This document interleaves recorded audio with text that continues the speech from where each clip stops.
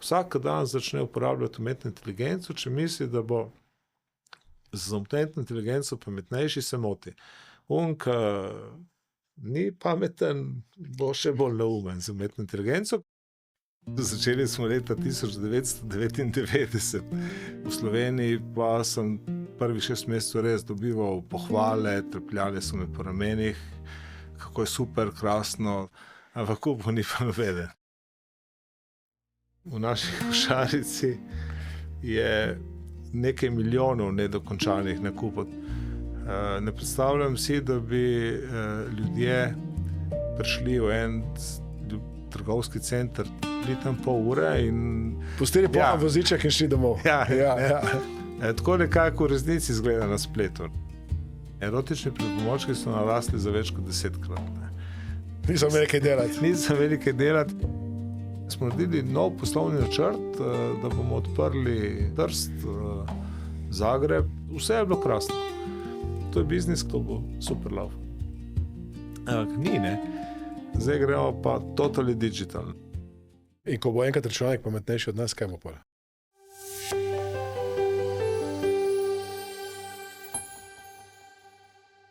Lepo zdrav, dobrodošli v novi epizodi našega podcasta Strategije odličnosti.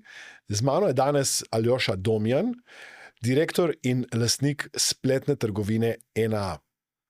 Aljoša, dobrodošel. Živjo. NA je prva slovenska spletna trgovina, ki prvih 6 mesecev ni prodala nič. Ja, seveda, ker začeli smo leta 1999 in takrat, čeprav sem osebno bil prepričan, da že cel svet kupuje na Amazonu, sem ugotovil, da v tistem letu je tudi Amazon prodal samo za $6 milijonov na celem svetu. Ampak ja, ker sem bil v taki branži, kjer smo bili neposredno povezani s tehnologijo, se mi je zdelo, da pač to itak vsi ljudi kupujejo. Ja, kupovali so tisti tujci, Američani predvsem, ki sem jih jaz poznal. V Sloveniji pa sem prvih 6 mesecev res dobival pohvale, trepljali so me po ramenih, kako je super, krasno, fajn, da je prišlo v Slovenijo, ampak kupo ni pa nobeden. Se spomniš, kdaj ste prodali prvi izdelek? Ja, potem v letu 2000 smo dejansko dobili kupca, ki je res sam šel čez cel postopek in oddal naročilo. Tistih 6 mesecev smo pa tudi, rečemo, postali prva firma v Sloveniji, ki je začela pošiljati maile, ker smo seveda rekli, če nič ne kupujejo, pol moramo najti nek razlog, da jih bomo vsak dan nekaj povedali in tako. Tako da jaz mislim, da smo takrat začeli z 1-3 maili na teden. Seveda nismo imeli konkurence v temu in so ljudje še z veseljem odpirali maile in brali, kaj je novega. Ne? Smo tako naredili eno kombinacijo medija, časopisa, zato da smo pravzaprav tiste, ki so nas tako hvalili, ohranili, da so še naprej hodili. No in pol je seveda prišel tisti prvi nakup, pa smo se začeli hvaliti, no pa je prišel drugi, tretji in pol je šlo hitro naprej. Kaj ljudje danes kupujejo? Danes kupujejo vse. Mislim, ko jaz pogledam v to, kaj mi prodamo, si za večino blaga niti ne predstavljam, da bi ga kdo potreboval. Tako. Vse kupujejo. Sploh odkar so prišli na trg Kitajci, s to zelo poceni robo, ki so tudi nakupi za 2-3 evra, vidiš, da nove generacije pravzaprav, ko si nekaj zamislijo, so na internetu, oddajo naročilo in jih ne zanima več, niti koliko stane, niti kaj. Očitno se nimajo neke želje hoditi v klasične trgovine in tam iskati. Mislim, vse je logično. Na spletu je vse, v kjerokoli trgovino pa greš, si vedno omejen s tistim, kar je pač tisti trenutek tam. In bi rekel, da zdaj ta generacija, ki je stara do 30-35 let, se sploh ne znajde več v navadnih trgovinah, ker jim vedno manjka točno tisto, kar bi oni kupili. Vidijo, to, a nimate Viola, ne, ki je na internetu. Se pravi, pač grejo na internet, ker tam je vse kombinacije, vse. Vaša spletna trgovina je bistveno bolj opremljena kot največji trgovski center v Sloveniji. Ja, seveda, recimo prenosnikov imam jaz vsak trenutek v ponudbi več kot 1000. Če greš v največjo fizično trgovino, recimo v nekem centru v Sloveniji, v tistem trenutku nimajo več kot 30 prenosnih računalnikov, med katerimi lahko izbiraš. Pač prideš, vsej pokrijejo širok spekter, ampak ni ravno tistega, kar bi si mogoče ti želel. In pol moraš narediti nek kompromis. Ko govoriva o nakupnih navadah, kako pomemben je popust tukaj? Še dalje manj, zato ker, oziroma tako je, mi že na NAA že 3 leta nimamo. Enostavno, cela moja ekipa me je prepričevala, vsaj 10 let naj to ukinem, ampak mi je bilo strah, zato ker je bila tista prečrtana cena pa te podobne fore. So se mi zdele zelo popularne, oziroma so bile izredno pomembne na začetku, ko smo začeli prodajati. Ampak takrat je bila logika druga, ne? Takrat si bil navajen, da recimo neka stvar v navadnih trgovinah stane recimo 100 evrov in recimo mi smo jo prodajali za 70 evrov. Ne? In zdaj, če si hotel povedati, da je to toliko cenejše kot v navadnih trgovini, si pač moral prečrtati ceno. Ampak danes ni več tako, danes mi v principu ne tekmujemo več z navadnimi trgovinami, ampak spletne trgovine med sabo. In zdaj vsi ta moja ekipa, ko smo se pogovarjali, se rekli, gledaj, pol moraš računati, pol moraš uno, pol moraš tretje. To nima več smisla, daj ceno, in pol smo obrnili filozofijo in smo rekli, gledaj, mi damo najnižjo možno ceno, vidiš jo takoj, vidiš jo kjerkoli, na iskalniku, vse, in s tistim tekmujemo. Če je v redu, potem ljudje kupujejo. Če ni v redu, nehajo kupovati, pol pač naš software mora to ugotoviti, da je verjetno nekaj narobe s ceno, in spet popravimo na najnižjo. Tako da jaz mislim, da nima veze več tisti popust in to, torej za generacijo, ki je pod 30, zagotovo ne. Ko govorijo najnižje cene, kakšne so marže, vsaj približno, kako lahko deliš z nami? Tukaj ni to 50%, 100% pribitka, tako kot je bilo včasih, ko se nekdo prodaja računalnike ali pa... Ne, mislim, po pravici povedano, naša poprečna marža je okrog 10%, to sploh ni skrivnost. Res pa je, da varira. Torej, ja, pri cenejših izdelkih, zato ker je strošek z tem, da sploh zapakiraš, narediš relativno večji kot pri večjih naročilih, je marža malo višja, pri dražjih izdelkih, recimo prenosniki, električna kolesa, televizori, to praktično ni šans, da dosežeš 10% maržo. To pomeni, da morate biti zelo ekonomsko učinkoviti v ozadju. Ja, že to je naš posel je posel, ki meriš v penijih. Američani so imeli za to izraz, da je to penny business. Še preden je bil internet, so imeli oni cel kup takih poslov, kjer si nekaj prodajal za 10 centov, 10 penijev, in takrat si moral paziti res na vsak penij, kjer imaš strošek. In s to filozofijo smo šli v to, tako da, ja, moraš imeti malo ljudi, optimizirane postopke, mislim, vse moraš timati, no, vse. Če ne, čim se ti nekaj zatakne, je strošek prevelik. Kako pomembne so tukaj ocene kupcev pri nakupu? To je pomembno. Zdaj, tako, ne, ja, je pomembno. Pri tehničnem blagu zagotovo, pri oblekah zagotovo ne. Kupiš tiste čevlje ali pa majico, ki ti je všeč. Ne razmišljaš niti toliko o tem blagu ali karkoli. Pri tehničnem izdelku je pa definitivno, recimo, ocena kupca pomembna. Da je to dostikrat merimo, ne. Sami ravno korelacije med tisto številčno oceno in dejanskimi nakupi ne najdemo. Verjetno tudi zato, ker tako, tisti izdelki, ki imajo slabše ocene, recimo pod 4 ali pa 4, že tam pod 4 je konc, tisti se umaknejo nekam na konc. Torej, tako, v igri so izdelki, ki imajo oceno od 4,6 pa do 4,9, no, recimo naprej. Zelo ozek spekter je, ne. Nekje sem prebral, če je 5-0, če je najboljša ocena, da ljudje ne zaupajo. Da je boljše, če malo manj. To ni šans, ne. To so take zanimive, take fore. Mi smo nekaj časa, ker je teh ocen dosti, smo dajali dvomestno decimalno številko. Se pravi, si imel 4,82, 4,85 ali pa 4,75. No, to tudi se je izkazalo kot prevelika obremenitev za ljudi, da morajo razmišljati o tako natančni oceni, in smo potem šli na to.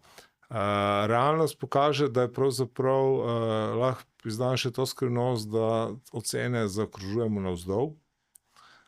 Torej ni niti une formule, 4,75 je 4,8, ampak ni. Vse dokaj ni 4,8 in nekaj, ni to ocena 4,8. Iz istega razloga, ne, ker se pravi, lahko imaš 10 petk, dobiš eno štyrko, je ocena 4,9, ne, zato ker je ocena že pod tem, ne. Ljudje ni šans, da verjamejo preveč optimističnim ocenam, pač vsak od nas je kritičen, ne. Meni je to hecno, ker pravzaprav ni kupca, ki ne bi kupil stvari, ki je ne smatra za odlično, se pravi, že to ocena od 4,5, 4,6 naprej, tam je meja. 4,4 je tako še komaj sprejemljivo, ne, 4,5, ok, 4,6 pa že začneš misliti, to pa je fajn, ne. Če pogledamo, ne, kakšne ocene smo vsi dobivali v šoli, ne, oziroma vsi, vsaj večina, ne, je bilo bolj malo odličnjakov, ne. Ko pa hočemo dobiti storitev ali blago, mora biti pa odlično, perfekt. To je osnovno pravilo, ampak spet rajiš tisto desetinko manj, kot pa več. Kar razmišljam je, da, ko si rekel, da imate 1000 prenosnikov, recimo v trgovini, se ti ne zdi, da imate toliko veliko izbire, da to zakomplicira odločitev in ljudje ne vejo, kaj kupiti. Če recimo tam jih ima samo 10, bo enega izmed 10 lažje zbral, kot če recimo jih imaš 1000. Kako ne jaz vem, pridem na vašo spletno stran, kako ne vem, kateri prenosnik je najboljši? Simpel, ne, mi imamo nakupovalne vodiče, mi pač vse znanje smo že itak digitalizirali, ne. Imamo ljudi, ki so napisali cel kup vodičev, od računalnikov do bele tehnike, malih gospodinjskih aparatov, športne opreme, kako nekaj kupiti, izbrati. In potem smo to integrirali v cel sistem, tako da kupec, ki približno ve, kaj hoče, recimo reče, rabim prenosnik za šolo, rabim prenosnik za oblikovanje, jaz sem direktor, dosti potujem, če zna to povedati, bo dobil izmed tistih 1000 izbor, ki je najbolj primeren za njega. In kar pomeni, moram imeti več kot 1000, čim večjo ponudbo imam, bolj se lahko prilagodim vsakemu posameznemu kupcu. Jasno, če enemu pokažeš 1000 in ne on zdaj sam najde, ne bo najdu, ker ni profesionalc, ne.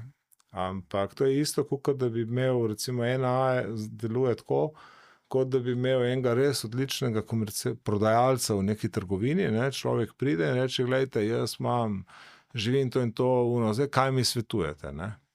In ko vse to povežeš s programom, potem ti teh 1000 ogromno pomeni.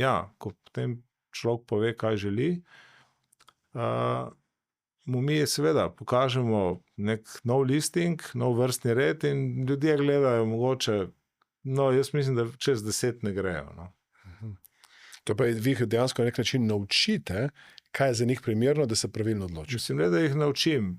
Pokažem jim, se sam pogleda, ne vem, dosti potujem, pol vidi, da je dobil recimo vse z dovolj močnim ohišjem, pa videl je, da so vsi lahki. Se pravi, ko začne gledati, mi smo mu že odstranili vse une ovire, ki bi on začel delati. ljudje se ne učimo. No. Ljudje pravzaprav podzavestno vemo, kaj si želimo. Dostikrat ne znamo niti povedati točno. Ne.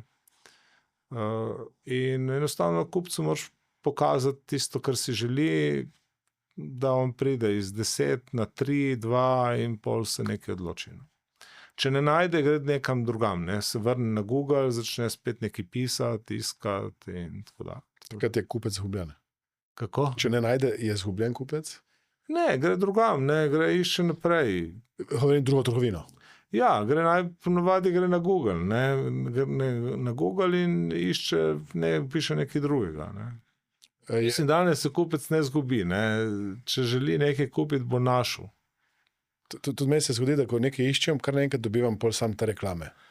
Ja, to je lepota sodobnega sveta, da čeprav je vse anonimno, tam nekje v nekih strežnikih obstaja digitalna kopija nas, ki je sicer anonimna, ampak z ne vem na koliko 99,9 in ne vem, 1000 decimalk natančno, ko prideš na internet, tudi če si bil prej ves čas anonimen, po tvojem obnašanju pravzaprav v nekaj sekundah software ugotovi, da tisti digitalna oseba, tam, ki je nekaj shranjena, najbolj ustreza tebi in to dejansko si ti. In potem zato, ker prideš, lahko si anonimen, ne, pa recimo kupuješ rokavice in potem boš kakšen mesec dni dobil reklame za rokavice. Tudi če si jih že kupil. Tudi če si jih že kupil. Ne. Ja. Najbolj hecen je tle Amazon, ne, ker recimo gledaš Amazon, Francija, Nemčija, UK, Amerika, kupiš na enem, ampak vsi ostali ti še naprej pošiljajo reklame. Koliko procentov ljudi pridejo do košarice, ma ne naredijo nakupa? Imate kakšno statistiko? To smo nehali gledati. Tako bom rekel, v naši košarici je nekaj milijonov nedokončanih nakupov, torej v vrednosti. Ne. Ja, eni ljudje samo poklikajo, da vidijo, koliko bi to stalo in ne zaključijo nikoli nakupa. Ne. Ampak s tem se niti ne ukvarjam več. No. Mislim, včasih smo to šteli, smo mislili, da ga lahko bolj prepričaš, da mu ne vem kaj narediš. Ne, nas ne zanima več. Je kakšna raziskava bila narejena, kaj se dogaja v glavi nekoga, ki pride do košarice, je pripravljen, da kupi, ma pol ne naredi nakupa? Mislim,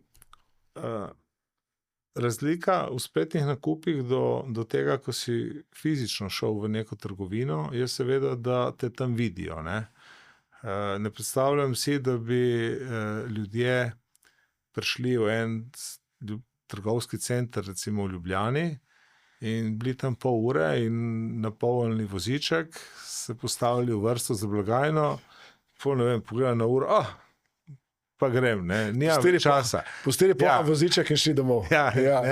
Predstavljaš, da recimo na koncu dne oni bi lahko pospravljali one vozičke, tako da bi bilo kar veselje. Ne. Tako nekako v resnici izgleda na spletu. Ne. Ljudje malo poklikajo, tako, eni poklikajo zato, da jim ostane shranjeno, kaj so sploh klikali, ne, da ne pozabijo, kaj so želeli kupiti, pa pol sami neke primerjave delajo. Eni iz Firbca, ne vem, celo en je tam prišel na kavo, pa je sam, pa malo gleda, pa daje v košarico, da tistega ne zgubi, ne, si mislim, mogoče bom kupil enkrat kasneje. Ampak tako, na spletu, dokaj ne klikneš unga zadnjega gumba buy, pomeni, da enostavno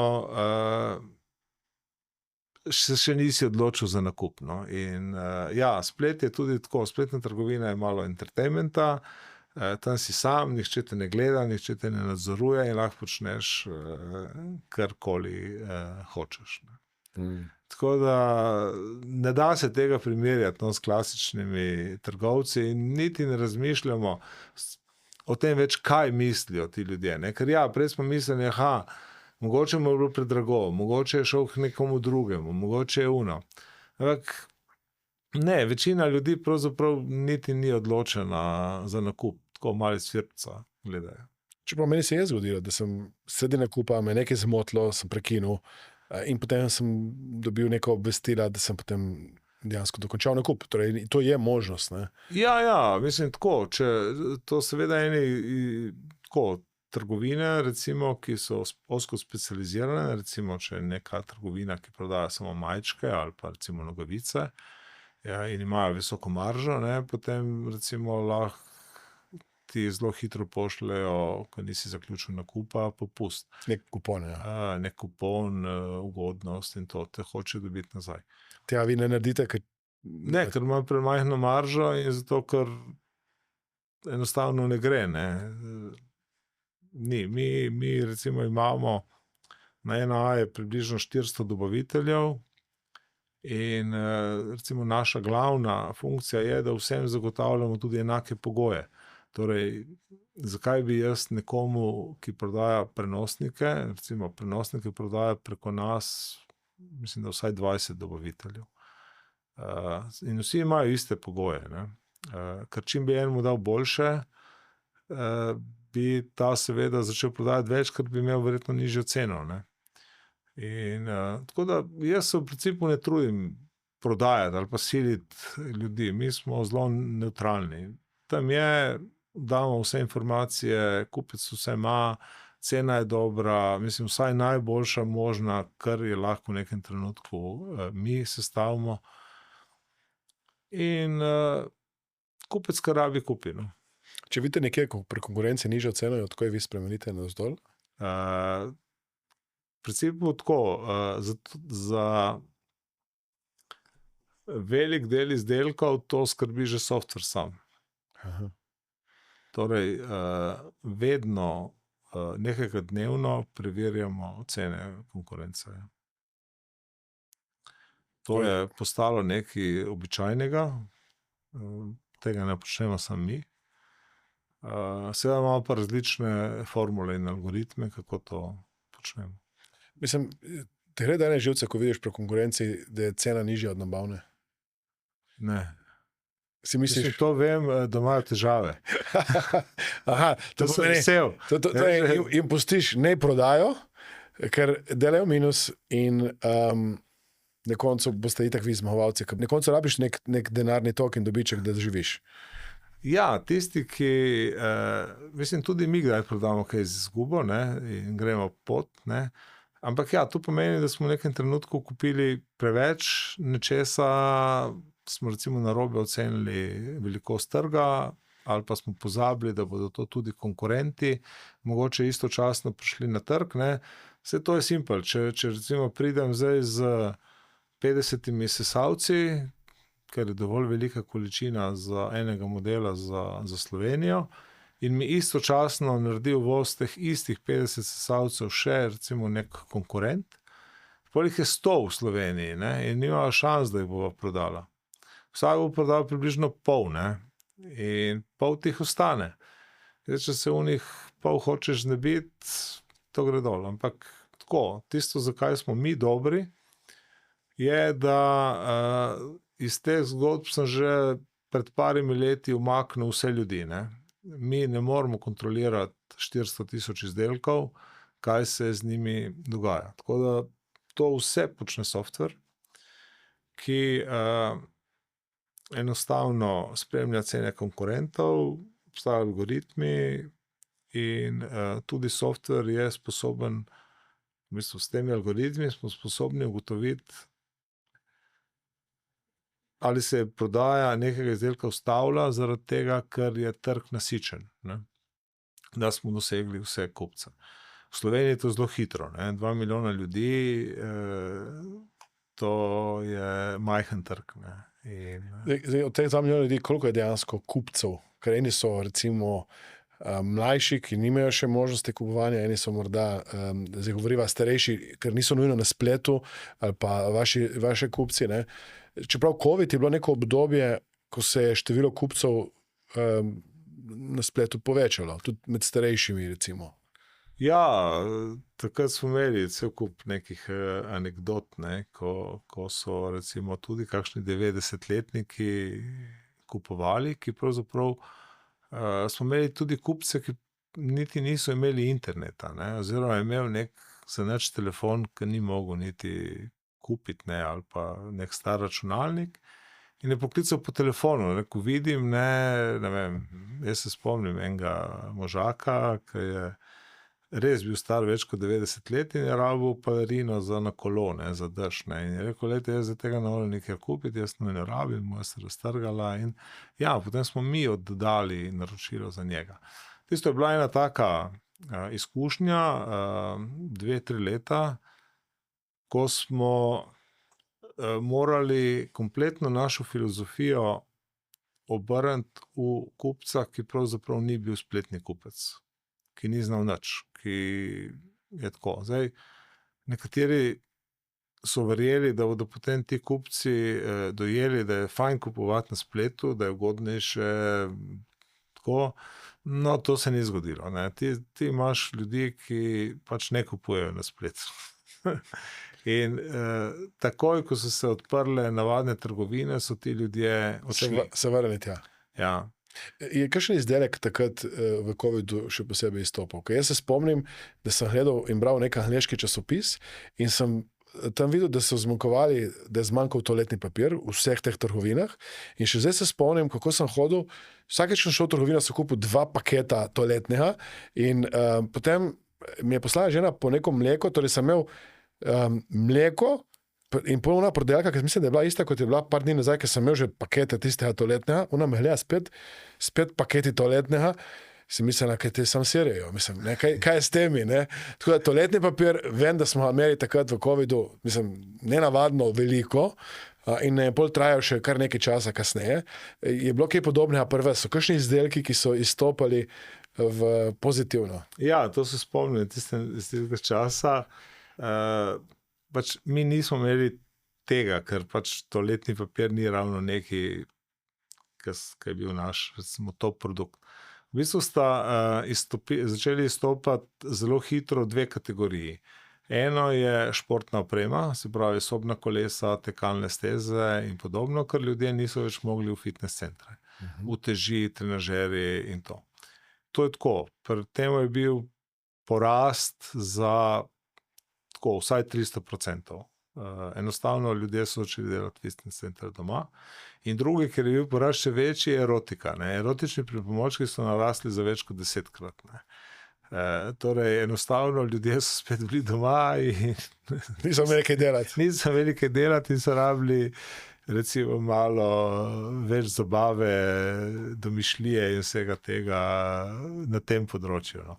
Tako da ja, to sta 2 recimo dela, ki sta se zelo hitro poznala.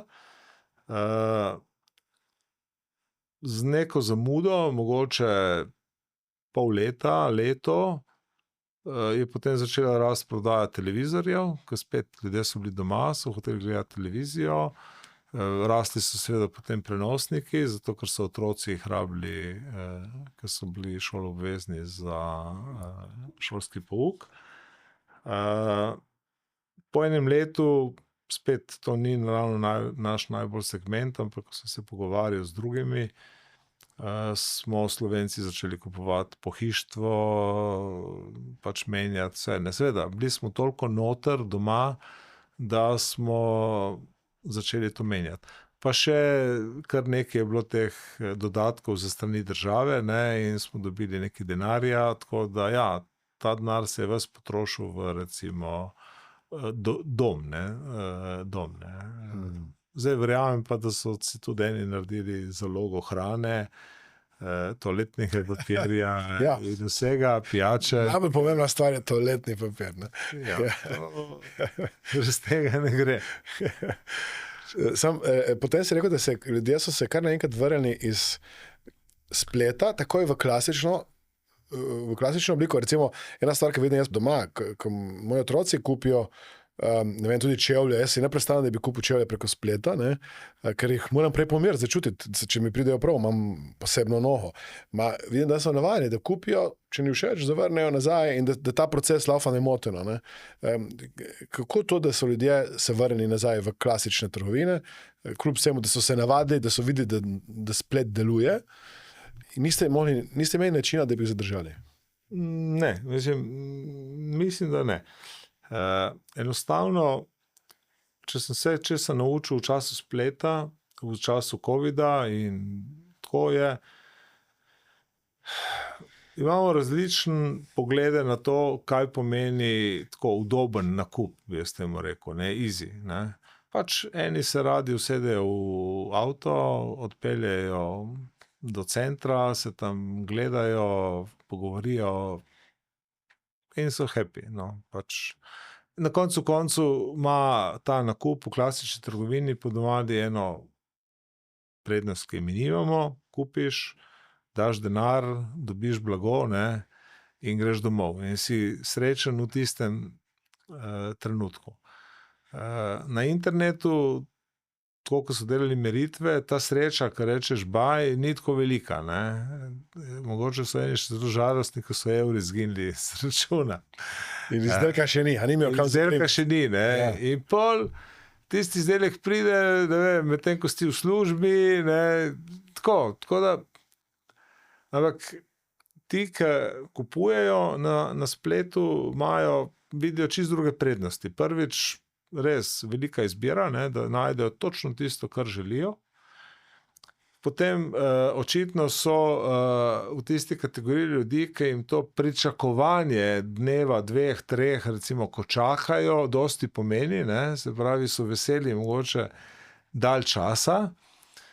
In to je. Zdaj, v teh mlajših generacijah je teh čedalje več.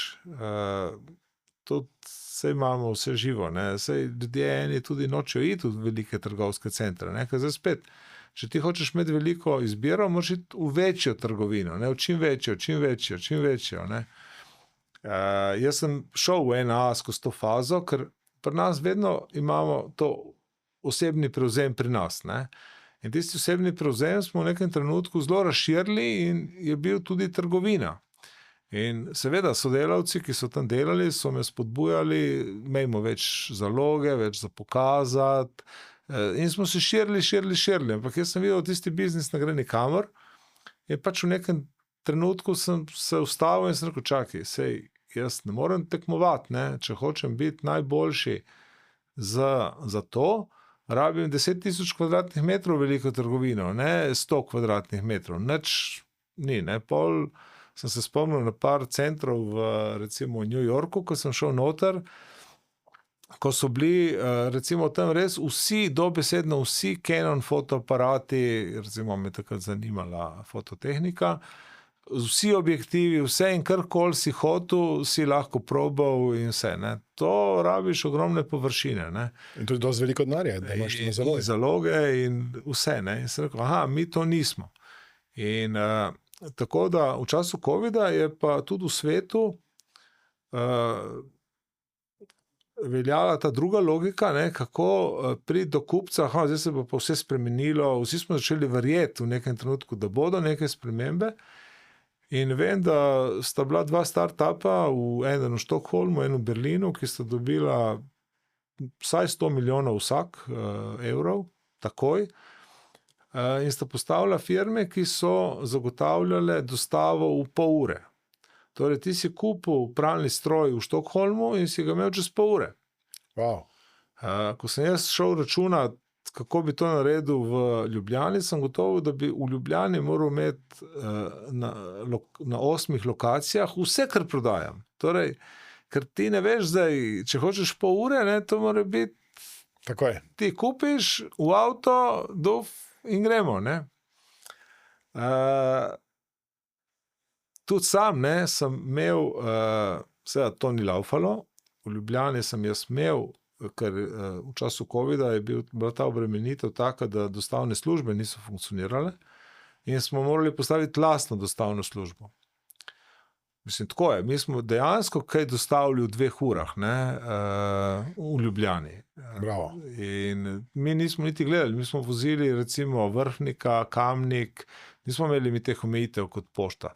Torej, v istem dnevu ste že dostavili. Ja, to je... Vrhnik, Kamnik. Ja, to je samo laufalo, ne. Zanimivo, ne, in na tem konceptu, ko smo videli, kako to laufa krasno, kako so ljudje zadovoljni, smo rekli, in smo naredili nov poslovni načrt, da bomo odprli, smo že imeli vse pripravljeno, Trst, Zagreb, ker recimo zračunali smo se, da mi je Maribor premajhno mesto, ne. Tukaj je zdaj tisti problem majhnosti Slovenije, da se to ne izplača, ampak ja, zračunali smo, da bi se recimo Trst splačal, pa Zagreb. No, to smo rekli, to sta dve velike mesti. Prvi, pa dajmo to kaj probati. Smo naredili poslovni načrt, vse je bilo krasno. Če je bilo COVID-a konc, prva stvar, ki je, kar naenkrat ta naša dostavna služba, je tako izgledalo, kot da so začeli zabušavati, ne. Ene smo celo zaposlili šoferje, ki smo jih rabili, ne, in prej začeli smo z honorarci, ki so pač, pol smo imeli neke svoje kombije, vse smo rekli, to je biznis laufa, to ta koncept bomo mi postavili Zagreb, recimo Trst, peljemo dol, oni razvozijo, to bo super laufa. Ampak ni, ne. Sem začel ugotavljati, sem rekel, čakaj, prej je on zvozil, ne vem, 100 paketov na dan, recimo človek je zjutraj prišel v službo, enkrat smo že zvečer nafilali, da zjutraj, ko je prišel, se je takoj začel voziti. Ob poldne je prišel, imel malco in ob enih je že naprej vozil drugo rundo, ne. Ja, seveda, ne. Sem rekel, zdaj ne gre, ne, zdaj je promet na cesti, ne, v COVID-u ni bilo prometa na cesti. Drugo, vsi smo bili cele dneve doma, se pravi, zjutraj si lahko vsem, ko je bilo COVID-a konc, tako je začel voziti, do poldne skoraj ni več mogel nobenemu dati blaga, ne, ker ni bilo nobenega doma. Ni mogel parkirati, ni mogel ni mogel tretje. Pa smo videli, da je konc. In poslovni načrt, ko smo imeli narejen, smo recimo v decembra smo še sprejeli poslovni načrt, začeli in vse, no, januarja smo že ukinili in smo obrnili zgodbo, smo rekli, zdaj gremo pa totally digital, ne. Ne vlagamo v nobeno več fizično infrastrukturo, v nič, ves denar dajemo v software. In kupec, in takrat smo prečrtali sami od sebe, in takrat mislim, da sem odlično ocenil, da ti nespletni kupci, če temu tako rečem, ne, se jih niti ne splača prepričevati, ne. Da sem jih samo prečrtal in sem rekel, ne, mi gremo delati najboljši experience za kupca, ki je spletni. Tako. Ki je napreden, ki je to, jaz moram slediti unim, teh bo čedalje več, ne zato, ker jih jaz vzgajam ali karkoli, ampak zato, ker enostavno so ljudje, ki so vrženi v to. In to je kritičen folk, tisti me ocenjuje, jaz moram pri njih dobiti dobre ocene in niti nočem več dobiti kupcev, ki ne znajo kupovati na spletu. Zakaj? Ker ti ljudje bi oddali naročilo in čez 5 minut poklicali po telefonu, ne? On dobi mail in pokliče, a ste dobili naročilo? Ja, gospa, a ste dobili mail? Ja. Ja, no, pol ste oddala naročilo. Ja, rajši preverim, ne? Kdaj pa bo? Ja, kaj vam pa piše v mailu? Ne? Mislim, takih pogovorov se ti ne da imeti, ne? Ampak nekdo, ki je navajen spletnih nakupov, tega ne bo naredil, ne? Ve, da dobi vse informacije. Pol eni kliče, ki pa ne ve, ki ne razume tega, ko on kliče, dajte vi, ne, hecni so mi gume, ne, ki mi kupujejo zimske gume. Kjeri dot ima moja guma? Rečeš, ljuba duša, tvoja guma je v enem skladišču, kjer je 1 milijon gum. In ti se misliš, da bo šel eden prav za tvojo pogledati in kaj bo dal gor? Še eno značko, da je zate, ali kaj, ker pol, ker bomo poslali, itak ne bo šla tista guma ven, ne. Eni si predstavljajo, da je to tako, ne, zelo personalni, ne. Ja, pa jaz nam kupil pri vas. Ma ne kupi, ker bom imel samo probleme, ne, ker kaj ti zvem, kaj boš ti dobil? Dobiš dobro robo, ne. Ja. In vse zato lahko vrneš, ne, tako kot si rekel za čevlje. Ja, Eni kupijo 3 pare istih čevljev, zato da ene obdržijo, 2 vrnejo, ker niso vedeli, recimo, če ne veš točno številke, vzameš 3 pare, tisti, ki ti je prav, obdržiš, 2 vrneš. Ne. Kljub vsemu me zanima, vi ste vseeno si zbrali eno velikansko bazo strank, recimo v COVID-u si rekel, da ste imeli ogromno erotičnih pripomočkov. Ja. Vi bi lahko konkretno tem ljudem, ki so kupili takrat nek pripomoček, poslali mail, imamo novo verzijo tega pripomočka, tudi če je COVID-a konc. Torej, nekega odnosa ne vzdržujete s temi ljudmi, da jim pošiljate neke, ne vem, če se temu reče upsell, ali pa neke dodatne prodaje, na to isto stvar, ki jih zanima, ker ljudje dostikrat se ponavljajo. Mislim, če ni dal dovoljenja in če ni dal izrazu želje, da mu to pošiljam, mu itak nimam kaj pošiljati. Lahko mu pa pokažeš oglas na to temo, ker imaš piksel tam, kaj že tako se temu reče, da je bil na tej strani, da to zanima. Samo mora priti k meni, to je prvo, spravi, on se mora najprej vrniti k meni. Drugo, moram jaz vedeti, da je to isti. Ni tako easy. No. Ni tako easy. To, kar se tebi zgodi, da ko si kupil rokavice, da te kaže vsi, te pravi, to ti kaže Google, ne? To ti lahko kaže Face, zato ker imata eno bazo podatkov iz celega sveta in te spremljata na celem svetu.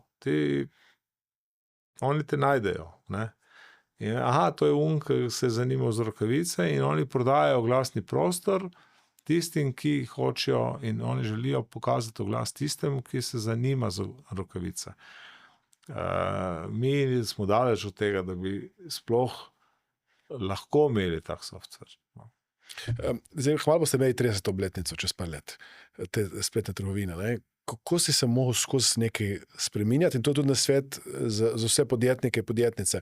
Torej, nenehno se je treba prilagajati trgu in poslušati trg. Koliko sprememb se je zgodilo v tem času? To je lahko daš vprašanje, kako se zgodi na teden. Vsak teden se spremembe. Ne reč večjih sprememb. Tukaj sem imel zdaj se rekel, ukinjamo to službo, zamenjamo, nimamo več ogledov, pa tako. Ker si skozi nekaj testiral, poskušal, gotovil, kaj deluje, kaj ne deluje, torej nenehno si izboljševal svoj proces in tudi, kako sem te poslušal, dostikrat si rekel, ne, tega mi ne bomo počeli, ne, tega mi ne počnemo. Ja, začeli smo z neko idejo, mislim, zelo tako otroško skoraj, ne? Ker itak ni bilo nobenega konkurenta.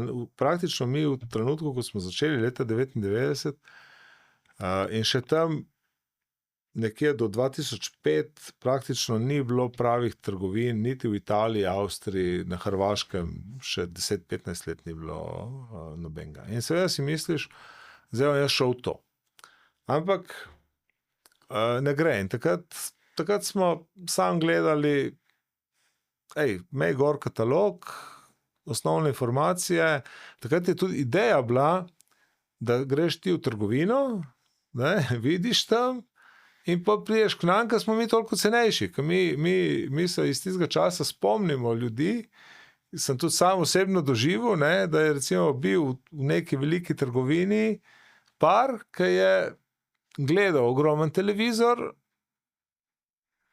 vse so mu razložili, in potem sta rekla hvala. In ko sta se obračala, sta rekla, a boš popolj na ena naročil zvečer, ne.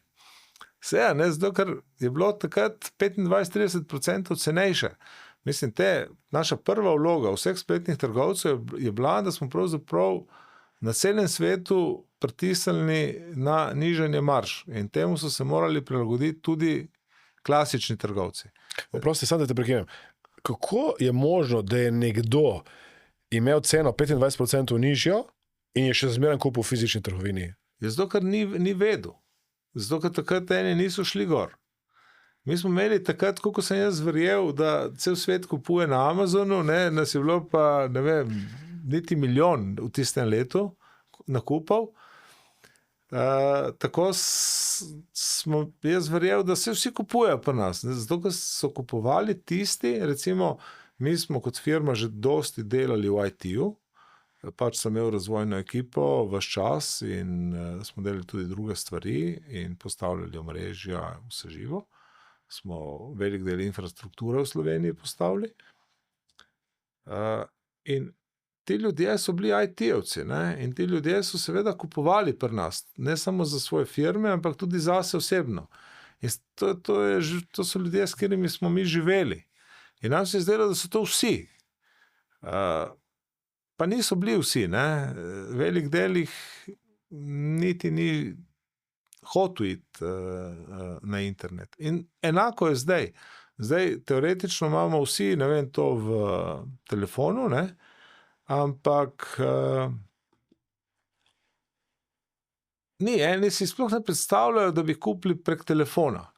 Enkrat sem recimo imel eno novinarko, ne, ki je prišla, pa je gledala en 65-inčni televizor, so malo snemali. A to ste tudi preko interneta prodali? Sako, ja. Ja, pa sej to je manjše od ekrana, ne? Kakor da gre skozi ekran, ne? Mislim, to smo se mi narežali, ne? Takih stvari je bilo in verjetno si zdaj en človek ne zna predstavljati, da bi on zdaj pralni stroj kupil prek telefona. Kako bom kupil, ne? In pol ta človek tudi ne ve, da so vsi pralni stroji široki 60 cm, ne? Da ni treba njemu priti v trgovino, pa meriti, pa nazaj domov, pa unga vprašati. Ni, vsi so do desetinke milimetra, ne? Ali pa kuhalna plošča, ko jo daš recimo na kuhinjski pult, ne? Aha, bom kupil novo, a bo šla noter. Gre, ne? To je na desetinko milimetra enako, ne? Ti ljudje si že tega ne predstavljajo, ne? Pol, aha, se je pokvarilo, kam bom to nesel? On je navajen odnesel v trgovino, ne? Se pravi, zdaj sem kupil na internet, kako bom vrnil? Mislim, enostavno imaš vse kup ljudi, ki ne grejo v to, ne? Še zmeraj ostalava pri teh spremembah. Torej, spremembe je bilo kar nekaj. Kako si vedel, kje spremembe so prave? Ker ogromno podjetnikov, ki so imeli spletno trgovino, so lahko trgovino zaprli, ker ni bila rentabilna, ali pa niso uspeli dobiti dovolj kupcev in tako naprej. Torej, kaj misliš, da je bilo odločilno pri uspehu NAA, da je še danes uspešna, dobičkonosna spletna trgovina? Tako, ne, verjetno je tukaj en taka stvar, ki vsi, ki smo v podjetništvu, torej seveda moraš imeti lastnost, da se odločaš, ne. Enostavno moraš biti pripravljen sprejeti odločitev pred ostalimi, z precej manj podatki in z precej manj jasno zgodbo, kaj se bo zgodilo. In s tem nisem nikoli imel težav. Šel sem v ta biznis leta 1999, nisem znal dosti, naredil marsikaj narobe, ampak nobene... Kakšno napako povej, kaj si naredil? Katastrofalne napake. Katastrofalna napaka mi je bila, ko je recimo prišla konkurenca, ne, da ne bom zdaj omenjal, ki so zbijali cene, ne, in mislim zbijali. Oni so definitivno poslovali izgubo in sem rekel, pusti jih, ne, saj jim bo zmanjkalo denarja, ne. Jaz takrat nisem pomislil še na to start-up sceno, ne, da pridejo eni, ki znajo dobiti denar od investitorjev, čeprav delajo izgubo, ne. In seveda, ne, ti si misliš, oni imajo denarja lik za leto dni, ne, bodo zginili. Niso zginili, ne. Jaz sem kaj bi naredil drugače? Bi ti šel iskati investitorje, da bi delal izgubo, če bi se šel še enkrat znova? Mislim, če danes rečem, takrat bi verjetno bil pravilni pristop, da bi jaz še bolj znižal cene in hitrejše rastel. Zdaj, sredstva smo imeli, bi lahko delali mi izgubo, ampak pač tega nismo naredili. Zdaj, kaj bi bilo drugače, težko rečem, ne? Nekaj, Amazon je točno to strategijo uporabljal. Amazon je ogromno let imel izgubo. Amazon ima iz tistega biznisa še zdaj izgubo, ne? In tudi, ko osvaja nov trg, se to isto poslužuje. Ne? Ko je on recimo v Italiji začel Amazon Food, pa to, on je šel dol s ceno, brezplačna dostava, ne? In take fore. Ne? Kje je pol matematika? Matematika je, da Amazon dobi denar drugje, ne? Ker zna prodajati podatke o teh kupcih, o tej masi in tako. Amazonu prvič v zgodovini, da se mu strategija ni prijela, je bila Poljska. Ko je prišel Amazon na Poljsko z isto strategijo, seveda, zdaj tudi Amazon ne more biti pol cenejši, ne? Lahko je ugodnejši, ampak pa lahko da zastonj dostavo in to. No, Poljaki so ostali zvesti trgovinam, ki so tam obstajale že prej in karkoli je počel, ni uspel priti na prvo mesto, ne, da bi recimo rekel povozil vse. To je prvi poraz Amazona in ga je tudi Amazon je ugotovil, da sicer so pa malo filozofirali, slovanska duša, malo smo drugačni, ampak mislim, da ni to. Enostavno je to že čas, ko je toliko spletnih trgovin, spletnih strani, da tudi Amazon ne more več recimo nekega lokalnega trga kar tako povoziti. No? Ljudje že imajo neke nakupovalne navade, lokalnem trgu z neko drugo spletno trgovino in potem je težje prijeti. In tudi, mogoče tukaj je tudi za vas neka varnost, ker tudi za vas potem, ker so vaši kupci že navadni na vas, tudi če prija on z neko bombastično ponudbo, bo težje, da se izrinu ali pa... Mislim tako, za Slovenijo se sploh ne bojim, ker je premajhen trg, torej, da bi se on tukaj lotil. Tudi storitve, recimo Amazona so slabše. Recimo Amazon nima dostave pralnega stroja v stanovanje. Ne? Tega dostavi do vhoda v blok, naprimer. Ne? Torej, kar kupi nekdo prvi pralni stroj, mu ga lahko nese v stanovanje. Lahko nese v stanovanje, lahko tega odmontiramo, lahko ti odpeljamo starega. No, to so vse stvari, ki jih Amazon absolutno ne počne. Amazon tistemu svojemu ne dodaja recimo nobenih storitev. Zato, ker je težko kontrolirati izvajalce. Vse tudi mi imamo ta iste težave. Ne? To je en folk, ki itak vemo vsi, da zdaj jih je premalo, ne? In so gospodje in briga njih. Ne? In zdaj seveda, ko mi prodamo, mora dati nekaj nam, tako da mi mu, čeprav prodamo dosti nekomu, mu nismo prva stranka. Ne? Torej, on bo pol rajše enemu sosedu tam nekaj naredil prej ali pa, torej, doskrat so zamude, išče neke izgovore in tako dalje.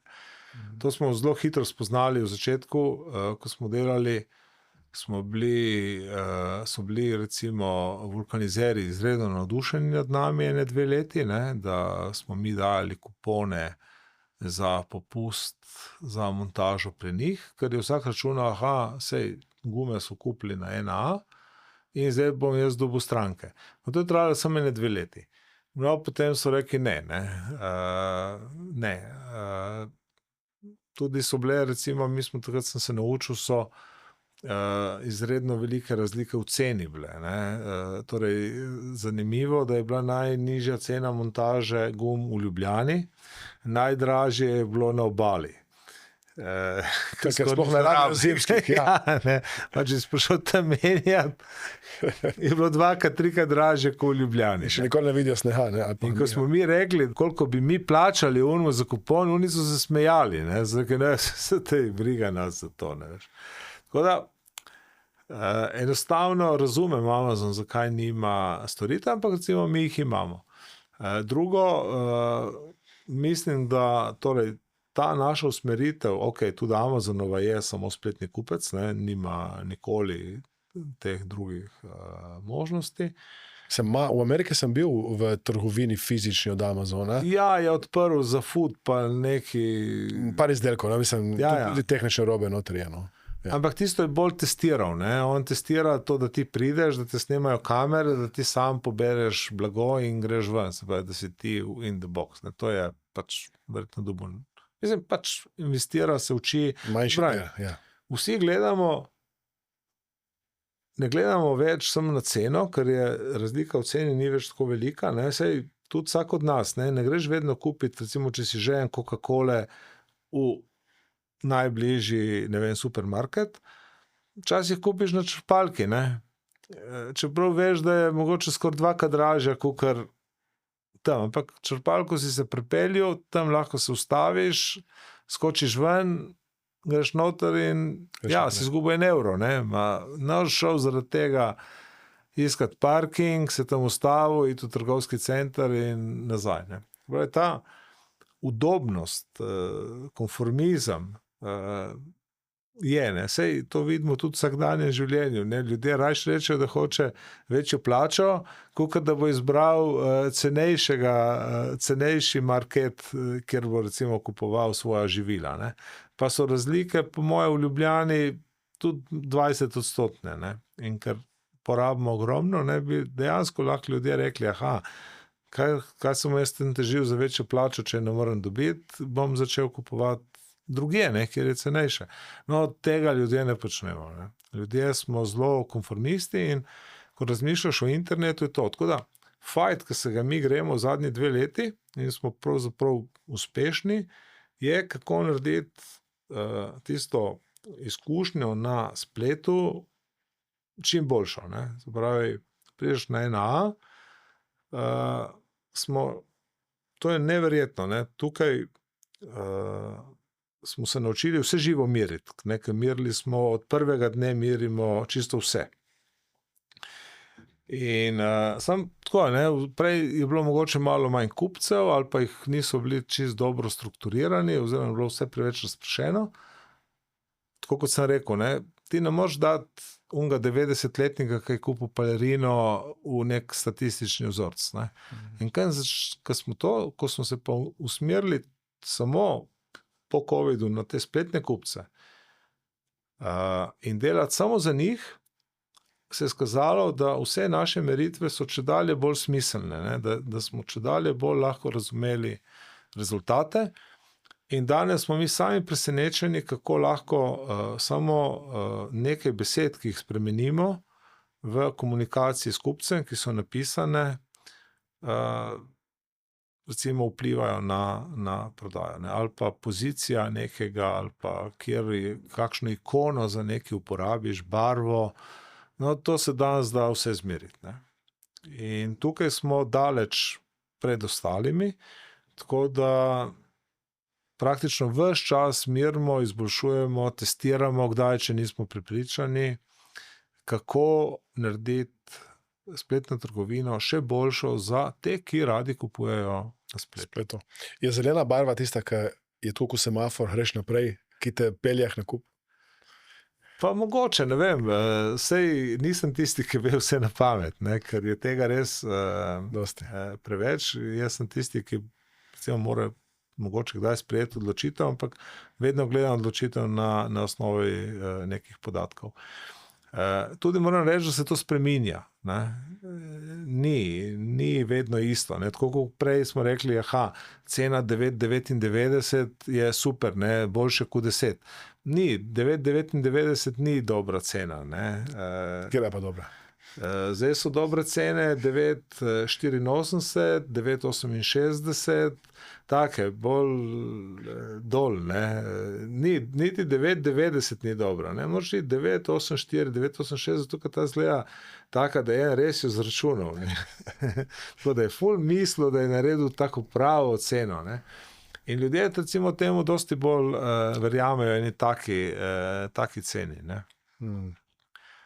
Potem zelo so podrobnosti v tekstih, kaj napisati, kako se zahvališ, kako naslavljaš ljudi, ne. Jih vikate ali tikate? To je zdaj postalo nekaj vmes, ne. V bistvu moraš izkazati neko spoštovanje, se pravi, ni prepovedano, ampak ni vi čez celo spletno trgovino ena, ne. Torej, v nekem trenutku smo na ti, na primer, ne, ali pa nekaj vmes. Čeprav slovenščina je malo čudno, ne? Ker če tikaš, imaš takoj moški ženska, če vikaš, imaš že lažje pri spolu, ne? Da ne rabiš dveh različnih. To, ne, smo prišli do une komunikacije, ki imajo radi zobozdravniki, ne, a bova vrtala, ne. Ja, vrta on tebi, ne, da ti njemu. Ne. Mislim, priješ to dvojino, ne, bomo, skupaj, ne, recimo, tudi to recimo se da uporabljati. Ne. Tako da priješ v neko tako drugo komunikacijo in pol ves čas to mešaš skupaj. Ne. Zdaj recimo je zanimivo, smo začeli mislim, praktično smo bili med prvimi, ki smo začeli AI uporabljati. Seveda, ne, z AI-jem je ogromno znanja postalo dostopno tudi nam. Mislim, ne, da nisi mogel prebrati knjige, ampak se vemo, kako je. Ne? Ti lahko prebereš knjigo, lahko greš nekaj študirati, ma še vedno boš imel svoj decision, ne? Potem kako to implicirati. Zdaj gremo z AI-jem, recimo lahko AI vprašamo, kaj meni, ne? Pa damo, pa popravi, pa uno. No in recimo te stvari, ki potem tam popravimo, tekst z recimo določena sporočila za AI-jem, no se izkaže praktično, da seveda so boljša, ne, kot če bi ostali v naši mentaliteti. Ne. Torej, AI uporabljate pri pisanju besedil? Tudi, ja. Tudi. Še dalje več. Prej si rekel, da dober podjetnik se mora znati odločati, sprejemati odločitve. S kom ti predebatiraš to odločitev? Sami sabo. Recimo, vem, da žena, torej Suzana, ti pomaga pri tem procesu razmišljanja ali pa brainstormanja, kdaj. Torej, mislim, je tako, da se predebatiraš te odločitve s kom ali kar sprejmeš? Zelo odkrito povedano, jih sprejmem. To je pač tako. Ko enkrat neke stvari znaš, veš kam greš, jaz temu rečem tako, če veš kam greš, potem lahko sam sprejemaš ves čas odločitve. Druge rabiš, ali greš malo bolj levo ali malo bolj desno, recimo za zeleno barvo se sigurno jaz odločil, bom vprašal mojo oblikovalko, mojo hči, ki recimo dela tudi v digitalnem marketingu, ker nimam pojma, kaj v zadnjih 6 mesecih, katera barvna shema je. Recimo, če bi šel gledati na NAA, bi ugotovil, da v 6 mesecih mi stil, vse grafike se spremeni. Ampak zato mi skrbi oblikovalka, ki spremlja trende. Prihajajo nova orodja, novi featurei, novi smejkoti, to se vse menja. Če ti ostaneš, kar naenkrat izgledaš zastarel. Tako da v to se niti ne vtikam. Ne? Tako da v lifeu sem imel tako, ko sem začel, sem se zanašal nase. Enostavno, sem rekel, to bom naredil. Ne? Tudi zato, da sem začel delati na spletu, sem verjel, gremo. Nisem sploh razmišljal, všeč mi je bilo in sem delal tisto, kar mi je bilo všeč. Ker to je spet ena stvar, ki bi lahko dala na svet podjetnikom. Ne preveč razmišljati, ko vam je nekaj všeč, dajte se v to in dajte verjeti, da se bo nekaj dobrega zgodilo. Ali lahko dava to kot na svet? Lahko damo. Ne? Saj, ključno je, jaz sem tako rekel, ne? Če jaz pogledam svoj life, v lifeu je bilo kar nekaj prekretnic, ne? Ki smo jih dali recimo čez. Ne? In ko se zgodijo veliki dogodki, eden takih recimo je bil COVID, ne? Na to ni bil nihče pripravljen. Ampak recimo, jaz ko sem začel biznis, sem se zelo hitro, recimo, ko sem šel v prvo službo, sploh v Sloveniji ni še bilo možno začeti svojega podjetja. Torej, jaz sem imel že 2 leti delovne dobe, sem bil v firmi, in se je kar naenkrat, takrat še v Jugoslaviji, spremenila zakonodaja in se je kar naenkrat dovolilo odpreti DOO tudi komorkoli. Zares, mislim, da je ustanovni kapital takrat je bilo dovolj imeti enih 20 mark ali pa 20 evrov, recimo. Ne? No, moje podjetje je eno prvih 100 podjetij v Jugoslaviji. Ne? Pravi, veš, da sem naredil per takoj. Ne? Takrat sem imel še par partnerjev več, ko smo začeli, a smo razmišljali, kaj smo rekli? Ne, glej, gremo v to, to očitno bo. Če ima cel svet firme, bodo tudi tle, ne? Samo, kaj deva to strategijo tudi za druge. Torej, šel si v nekaj, brez da bi bil prepričan, da bo uspelo. Ja. Zato, ker na koncu, sej, takrat smo se pogovarjali, sej, tako, ne, če grem, rečeš, narediš to. In jaz nisem videl, mislim, seveda obstaja nevarnost, da ne, ampak to rečeš, ok, to bomo preplavali, ne, sej, če se bodo drugi, ne, bomo tudi mi, ne, si moraš imeti zaupanje vase, ne, do it, ne, zakaj? Zgodila se je velika sprememba, izkoristi. Takrat je največja možnost, da boš naredil nekaj, ne. Sponzor tega podcasta je Mastermind Akademija. Ko se prijavite na naše delavnice v živo, bom vesel, da pristopite do mene in mi rečete, Aleksandar, ta vsebina mi je pomagala. Ta vsebina je bila koristna. Pomagajte mi, da izberemo vsebine, ki vam pomagajo izboljšati življenje. Potem smo začeli delati, se je zgodila velika inflacija, ne. Inflacija za ene je bila katastrofa, ne, ker se niso znali temu prilagoditi, ne. Nisi vedel, ali kupovati, ali ne, ali ono, ali tako. No, takrat smo tudi sprejeli par takih dobrih odločitev, izkoristili tudi to, da smo zaslužili še več, ne. In tako šopaš, ne. Pač pol smo, recimo v začetku mi smo se zelo hitro odločili, da smo v trenutku, no, ti lahko rečem, ko sem v nekem letu, je moje podjetje prodalo največ računalnikov, še takrat, ja, ne, je bila že Slovenija. Prodali smo največ računalnikov v Sloveniji. In smo jih sami sestavljali. Bili smo najmočnejši, ampak potem smo šli pogledati podatke, da pravzaprav ne zaslužimo dosti. Oziroma, da je rizik, ne, ker to smo kupovali komponente po celem svetu, večinoma iz Tajvana. Imeli tukaj, garancijo smo dali sami, ne. Tajvancu nisi mogel vrniti nič, ne, je bilo itak predrago. Torej, ko si izračunal, ne, da si v 3 letih moral še se toliko robe pokvarilo in vse, si ugotovil, da po enem prenosniku ali pa enem računalniku zaslužiš tako malo, da se to ne splača.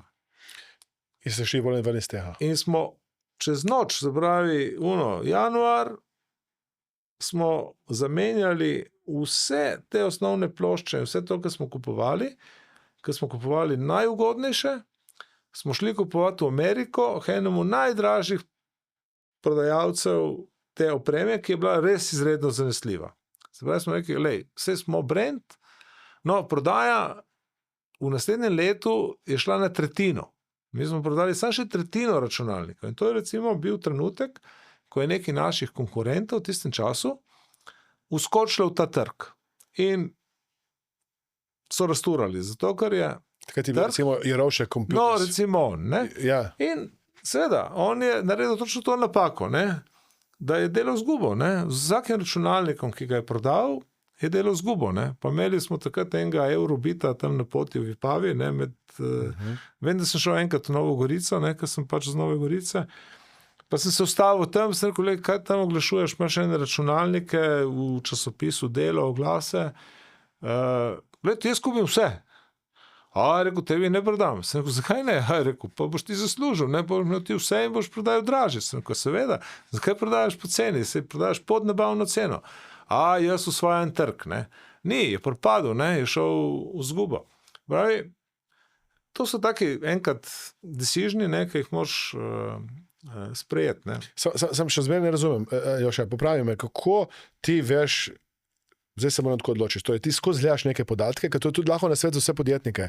Spremljate podatke, kaj se dogaja in v nekem trenutku morate sprejeti neko odločitev, da se podjetje spremeni, transformira in vi ste kar nekaj transformacij dosegli. Torej, zdaj, ko te poslušam, ste naredili transformacijo iz nekih poceni komponent in robe v neke više cenovne produkte, potem ste šli tudi v storitve. To smo šli tako v brende, ne, smo rekli, ne bomo več niti tistih delali, bomo raje prodajali Lenovo računalnike, Hewlett Packard računalnike, ki so bili še dražji, ne. Ja, ja.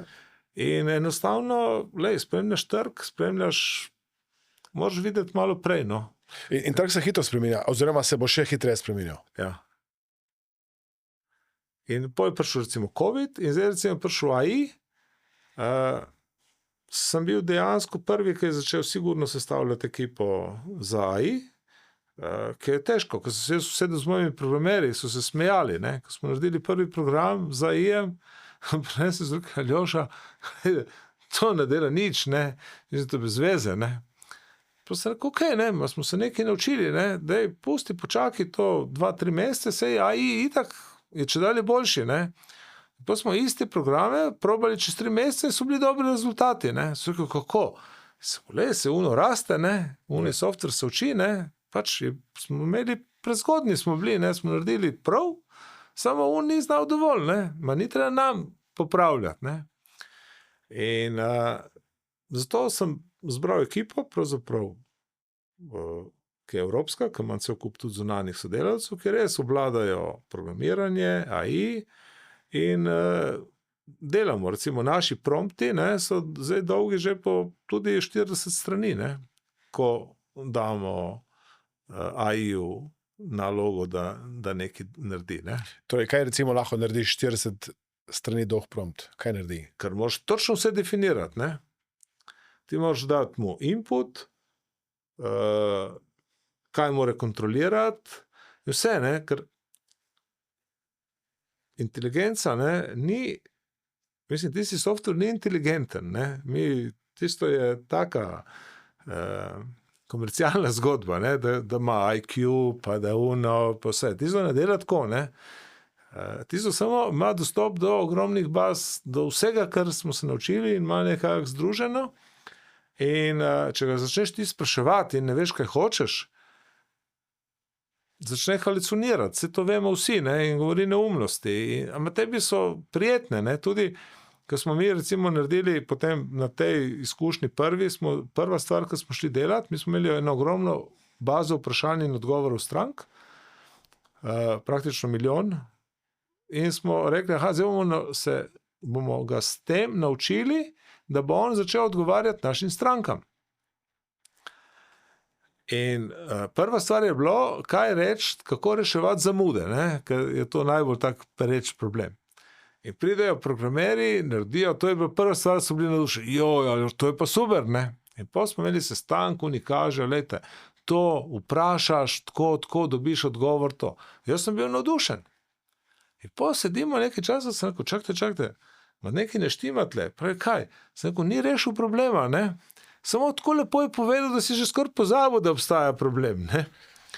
In smo se takoj soočili s tem problemom halucinacije, ne? In smo rekli, zdaj, če pa mi hočemo to uporabiti, moramo mi ga omejiti, ne? Da na bluzu, da dal točen podatek, tudi kdaj bo, vse, ne samo, vse je lepo, ne?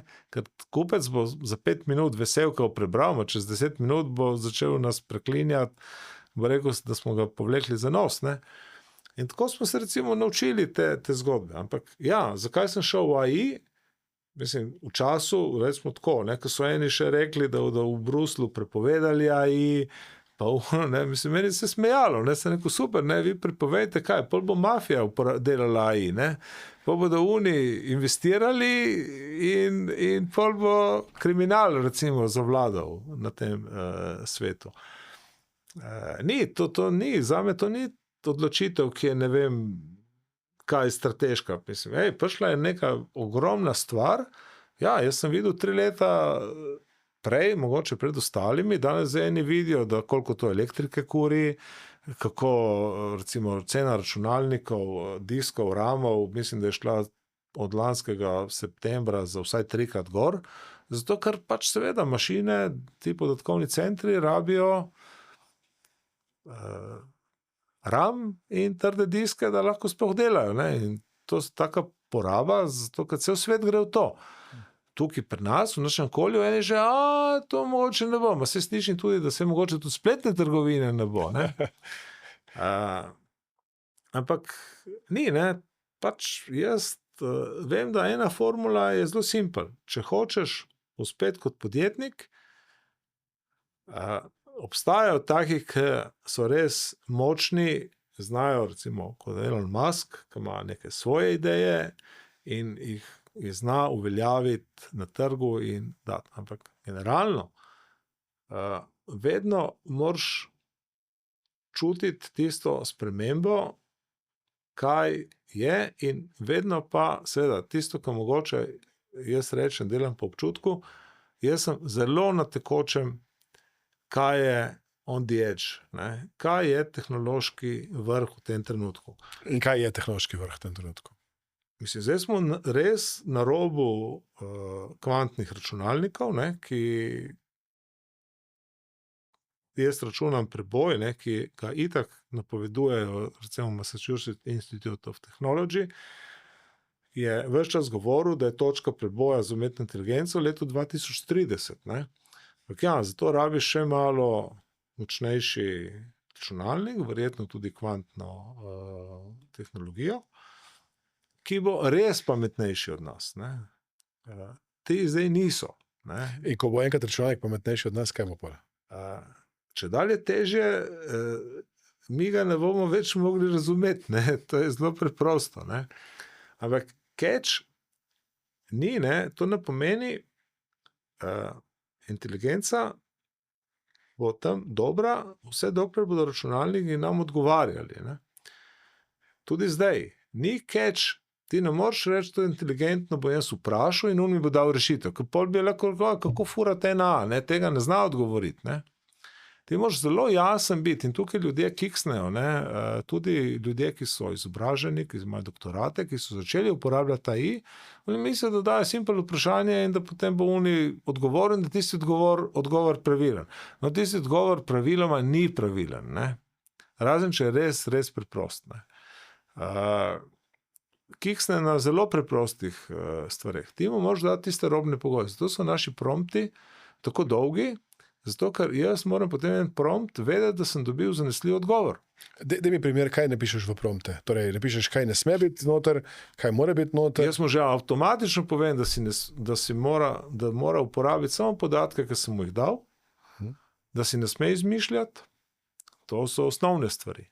Ampak še vedno lahko pride do napačnih odgovorov. Potem moramo mi predvideti ene napačne odgovore in omejiti, da če je to, se pravi, ta prompt je že program. Ne?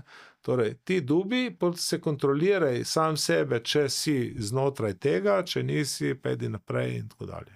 Jaz včasih, ko začnem delati z AI-jem in uporabljam recimo 5-6 orodij naenkrat, rečem, ne mi najprej ne piše prompt za to, kar bi rad. Torej, njemu rečem, ne piše prompt. To ni dobro, ne? Prompte delam vedno jaz, ne? Mislim, ali pa eden od mojih sodelavcev. To narediš, ti moraš reči, ne? Recimo, mislim, da sem lih danes objavil na LinkedInu, ne? Kaj se je zgodilo 2-3 tedne nazaj. Mi smo dali vse te omejitve in potem, ko mi damo naše kontrolne podatke, ne? Recimo se mi prvič zgodilo, ne? Ko je Aljoša, ti kršiš svoje pravila, ne? Ker sem jaz dal kot vzorc, kaj želim, nekaj, kar ni bilo skladno s pravili. In ljudje smo tle dostikrat naredimo napake. Ne? In seveda, tisto, kar smo se mi naučili, ni šans, da mi, kot človek, kot nek posameznik, v veliki zgodbi, v ogromni količini podatkov najdeš vzorce. Ja, recimo, jaz sem mu dal nek predlog, kako bi nekaj naredili, ampak ker imamo že vse stvari noter narejene, kam želimo z ena, kako to, ne, sem dobil to kot prvič, recimo, odgovor, to je to, ne. Kršiš svoje pravila. Te je umetna inteligenca opozorila, da počneš nekaj, kar ni prav, ja. Drugače, mi ves čas to spremljamo in ker tudi hočemo meriti, ne, se pravi, vedno merimo razvoj. Mi zdaj, ko smo prišli na prompte, ki so tako dolgi, praktično jih AI ni več sposoben zgenerirati sam v celoti. Se pravi, jih moramo po delčkih. In odkar smo to začeli, pa zdaj imamo tudi Claude, ne, imamo 2. Ne. To je ChatGPT in Claude uporabljate. Ja. Kjer se ti zdi v tem primeru, da je bolj pogledal? Zakaj? Ne? Programeri imajo definitivno rajši Claude. Ne. Ampak ti nekaj narediš, in on naredi. Se pravi, mi pustimo to, ko si ti rekel, naredi mi prompt. In pol mi naredimo še sami prompt. Ne? Se pravi, malo izkoristimo njegovo, popravimo vse, naredimo tako, ko se nam zdi prav, potem damo in mu rečemo, mu damo oba prompta, ali pa naredimo na chatu, damo Claudu, ali pa obratno. In rečemo, kjer je boljši. Neč tuf, imaš 2, kjer je boljši, kjer je bolj dosegel oni cilj, ki smo postavili na začetku. V začetku so bili naši noro boljši. Zdaj smo že na tem, ko rečemo, da da oceno, zdaj smo samo še 20% boljši. Se pravi, v vsem tem času je AI napredoval toliko, da je zdaj rečemo samo še 20% slabši, naredi, kakor naredimo mi, sicer z njegovo pomočjo, ne, ali pa enega drugega, ne moreš sam vsega tega narediti. Se pravi, mi uporabljamo to tehnologijo, ampak vedno skladno z tem, kar mi hočemo, zato ker znamo še vedno precej več od njega. Zdaj, do leta 2030 bo sigurno Znal več. Zdaj enkrat tako, jaz mogoče že v naslednjem letu pričakujem, da bomo equal in pol nekje v letu 28 bo že on 10-20% recimo boljši od nas. Ne. Šprav, kako misliš, da se bo svet spremenil? Torej, nekateri napovedujejo, da bo kar nekaj služb se zmanjšalo, da jih ne bo potrebnih. Kaj misliš, da bo dejansko to, kar pravi Elon Musk, da bomo vsi imeli nek fiksen dohodek, tisti, ki bo hotel, bo delal, vsak bo imel doma robota, če bo hotel, da mu gre iskati hladilnik, pa skuha večerjo, nekaj, ne, bo robot to naredi. Torej, kako vidiš, da se bo svet spremenil, po tvoje? Mislim, verjetno nekam v tej smeri. Ne? Torej, ta univerzalni temeljni dohodek. Ena stvar, ki jo ugotoviš, ko se začneš s tem ukvarjati, da je ogromno pisarniškega dela in vsega itak brez veze. Se pravi, ljudje nekaj delajo, zdaj težko jim rečeš, da je njihovo delo nepotrebno, ker oni nekaj pridejo, nekaj delajo, računajo, napišejo, pa da nekam naprej in puno. Samo to računalništvo je že samo po sebi prineslo neko hiperprodukcijo dokumentov, papirjev, od katere na koncu nič ni. Zato, ker je niti ljudje ne preberejo. Ne? In ta era se pravzaprav z AI-jem končuje. Zato AI ne bo mogel delati fizičnih del, ne dela. Tako kot včasih ljudje niso mogli razumeti, da lahko narediš omaro, stroj, avto, vse dele na tekočem traku, ne, in da to zmanjšuje število zaposlenih.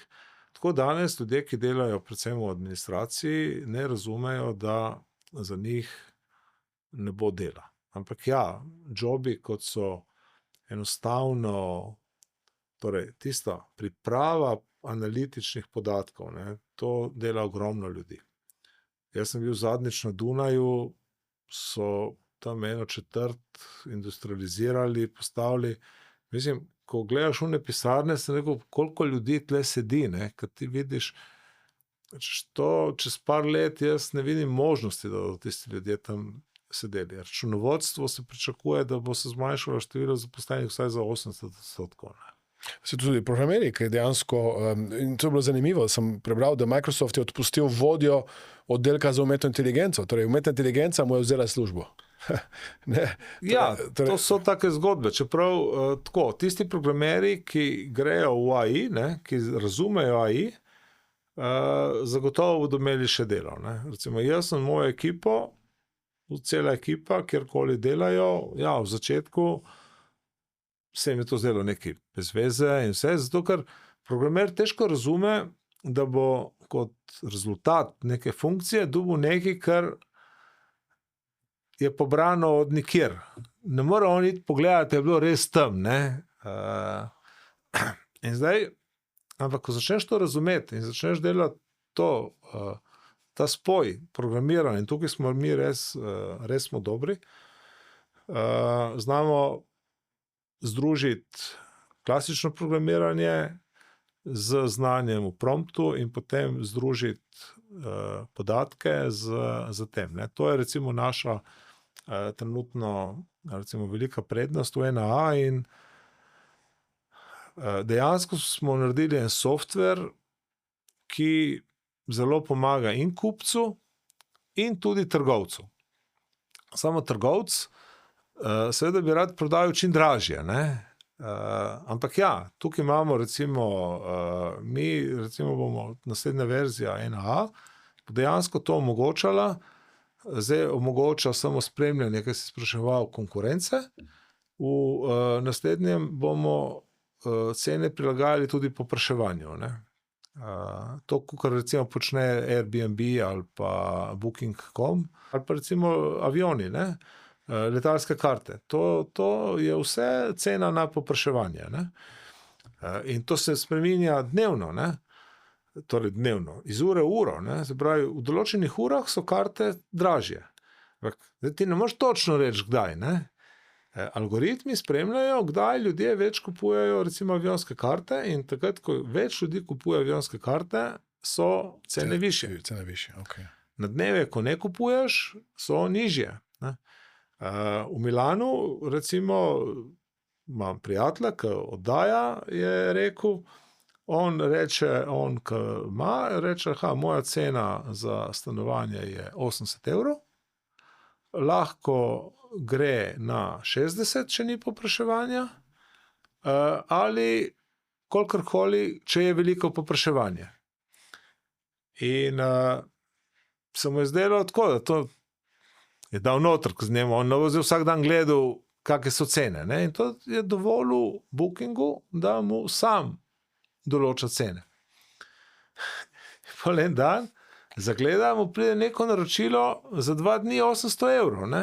Puf, rezervacija. Kako za 800 €? Ne? Pogleda datum. Nek sem je mogel biti. Nič, ne? Mislim, kje? Ne? Pač on ni v tem, ne? Kaj je šel pogledat? Ja, je imela Taylor Swift koncert v Milanu, ne? In je bilo tako povpraševanje, ker je prišlo ogromno Američanov na koncert Taylor Swift v Milan. Zakaj? Zato, ker je cena Taylor Swift v Ameriki dražja, kot če prideš gledati v Milan, ne? Ker je bila v Evropi, ne moreš imeti tako dragih vstopnic, kot so bile v Ameriki. In ljudje so izkoristili, da so prišli malo na dopust, so vzeli 2 tedna, recimo en teden, Američani radi pridejo v Evropo, so prišli v Milan, bili na koncertu za majhen denar in za ono razliko, ki so imeli v Ameriki, so tle. Ampak on je takrat dobil 400 € na noč, 5-kratno ceno. Se pravi, on tem, ki oddajajo prostore, in Booking in Airbnb in pa recimo ti, ki prodajajo letalske karte, ki se včasih vprašam, kako lahko letalska družba zdrži s, ne vem, ceno 25 € Ljubljana, London, ne. Ja, se ni vedno 25 €, ne, včasih je 300 €, ne. Vsi so začeli računati, da so avioni boljše, da so ves čas polni, vsi smo happy in on poprečno ceno dobi dobro, ne. Ja. Še kupi kakšno pijačo na letalo. Ja, in ono pol nekaj prodajem vse. Se pravi, in na letališču je drago, ne, če se ustaneš in tako. Tako da, sistem, ne, ki ga zdaj gradimo na NAA, je, da praktično vse počne že 2 leti brez ljudi, vse te glavne odločitve o cenah, vse delajo vse algoritmi, vsi algoritmi so za vse, se pravi, ne smeš vleči ljudi za nos, ne, da bi zdaj rekel, ti si moj stalni kupec, boš imel tako ceno, ali pa si ta vedno je pripravljen plačati več, ali to ga ne jemljamo. Jemljamo pa vedno na te trende. Ta trenutek pač primerjamo s konkurenco in zdaj bomo dodali še te trende nakupovanja, ne. Bravo. In to bomo združili noter, tako da naši dobavitelji bodo lahko dobili ceno, ki bo v povprečju bolj korektna, ne.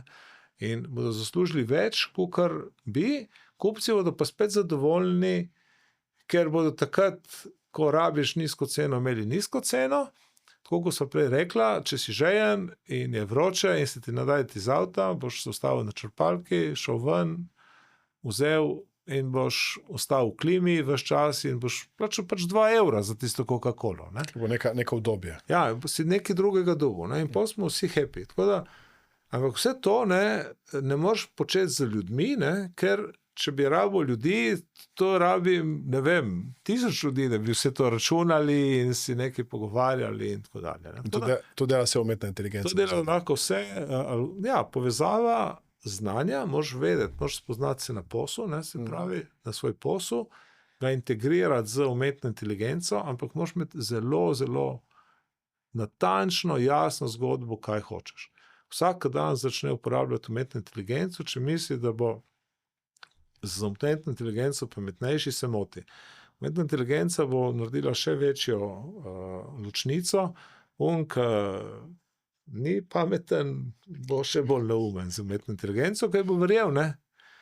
Pametni ljudje imajo še šanse, da dvignejo svoje sposobnosti in bo prišla še večja ločnica, se pravi ki so sposobni in vse bodo verjetno v nadaljevanju imeli job, ne, tisto, ko smo rekli, ne, in bodo delali, in pol bo ostali neki ljudje, ki bodo morali imeti ta temeljni prihodek, ali ne vem kaj, ker za njih enostavno bo dovolj dela.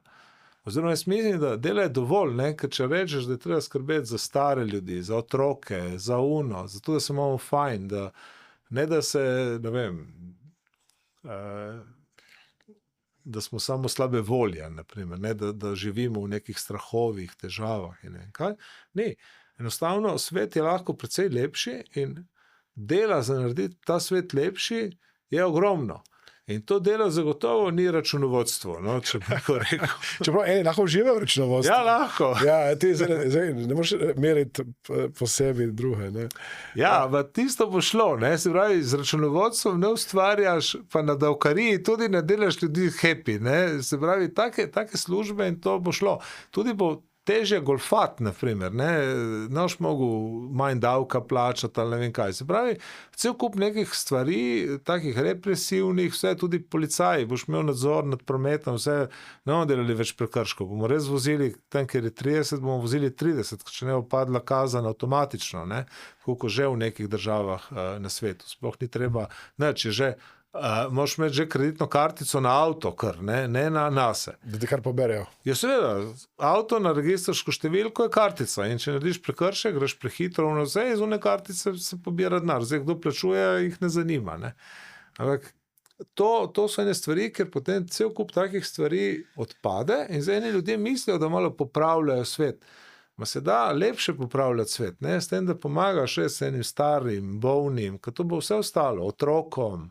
Pol eni hoče biti športniki, eni hočejo, ne vem, potovati, rabijo ljudi, ki jim nekaj razložijo, zgodovinarji. Mislim, svet je lahko precej lepši, če se vsi angažiramo v ta lep del, zato ker bo ta tehnologija nam omogočila še lažje življenje, kot smo ga imeli zdaj. Ne? To je treba se zavedati. Ne bomo ostali brez dela, ki ga zdaj delamo, zato ker gre vse k vragu, ne?